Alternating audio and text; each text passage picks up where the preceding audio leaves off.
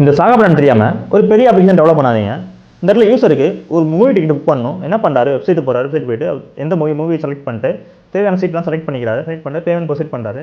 Amount of detect ஆயிடுச்சு அவர்கிட்ட இருந்து. ஆனால் சீட் வந்து அலகேட் ஆகல. மேபி ரீசன் பார்த்தீங்கன்னா சீட் வேற ஏதாவது அலகேட் ஆயிருக்கலாம், இல்லாட்டா கம்பெனியர்னால அதை விட்டுருக்கலாம். இப்போ இந்த யூஸர் என்ன பார்ப்பாரு, எனக்கு வந்து கரெக்டாக அவங்க டிக்கெட் புக் ஆயிருக்கணும், இல்லைன்னா எனக்கு அமௌண்ட் ரீஃபண்ட் ஆயிருக்கணும் அப்படிங்கிறது. இந்த இடத்துல நீங்கள் டிரான்சாக்ஷன் சரியாக ஹேண்டில் பண்ணாட்டா ஒரு அமௌண்ட் ரீஃபண்ட் ஆகாது, டிக்கெட்டும் ஃபெயிலியர் ஆயிருக்கும். ஸோ இந்த இடத்துல தான் இதை ஹேண்டில் பண்ணுறதுக்கு தான் சாகா பண்ண அப்படிங்கிற கான்செப்டே உள்ள வரும். இந்த இடத்துல என்ன ப்ராப்ளம் தெரிஞ்சுக்கோங்க. இந்த மாதிரி பெரிய அப்ளிகேஷனை சின்ன ஸ்மால் ஸ்டெப்ஸாக பிரிச்சுருப்பாங்க. எக்ஸாம்பிள், யூசர் டேட்டா மெயின்டைன் பண்ணுறதுக்கு யூசர்னு சர்வீஸ் இருக்கும். அதுலேருந்து சீட்டை செலக்ட் பண்ணுறதுக்கு சீட் செலக்ட்னு சர்வீஸ் இருக்கும். அதுலேருந்து பேமெண்ட்டுக்கு சர்வீஸ், பேமெண்ட்லேருந்து சீட்டை அலகேட் பண்ணுறதுக்கு சர்வீஸ், அலகேட் பண்ணோன்னா ஆர்டர் மெயின்டைன் பண்ணுறதுக்கு ஆர்டர்னு சர்வீஸ். இந்த மாதிரி நிறைய சர்வீஸ் இருக்கும்.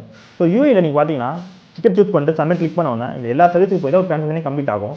ஸோ இந்த இடத்துல ஏதாவது சர்வீஸ் ஃபெயில் ஆச்சுன்னா மொத்தமாக ரோல் பேக் பண்ணுறதுங்கிறது நாட் பாசிபிள். ஓகேவா?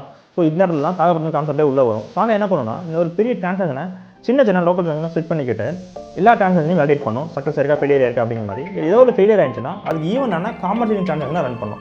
காம்பன்சேஷன் ஒன்றும் இல்லை, ஒருவேளை பேமெண்ட் டிடெக்ட் ஆயிடுச்சு, சீட் அலகேட் ஆகலைன்னா பேமெண்ட் ரீஃபண்ட் பண்ணுறது, பேமெண்ட் இந்த இடத்துல சீட் அலகேட் ஆச்சு, பேமெண்ட் டிடெக்ட் ஆகலைன்னா சீட் அலகேஷனை கேன்சல் பண்ணுறது, அப்போ திரும்ப வேற எங்கெல்லாம் சேஞ்ச் பண்ணுவோம், எல்லாத்தையும் ரோல் பேக் பண்ணுறது, இந்த மாதிரி எல்லாத்தையுமே இதை தான் வந்து காம்பன்சேட்டிங் சொல்கிறோம். ஓகேவா?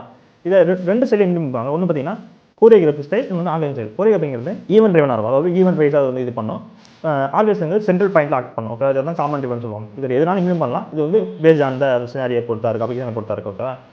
அது போக இதை வந்து இம்ப்ளிமெண்ட் பண்ணுறதுக்கு காப்பர் அப்படிங்கிற மாதிரி அசிங்கல் ப்ரோக்ராமிங்கில் பண்ணலாம். இப்போ நீங்கள் ஒரு அப்ளிகேஷன் டெவலப் பண்ணிங்கன்னா இதெல்லாம் கன்சிடர் பண்ணிவிட்டு நீங்கள் டெவலப் பண்ணுங்கள். சாகா பண்ணால் முக்கியமாக தெரிஞ்சுக்கிட்டு பெரிய அப்ளிகேஷன் மூவ் பண்ணுங்கள். இந்த மாதிரி யூஸ் பண்ணி இன்ஃபார்மேஷன் தெரிஞ்சுக்கிட்டேன். என்னை இன்ஸ்டான் யூடியூப்பில் ஃபாலோ பண்ணிக்கோங்க. தேங்க்யூ.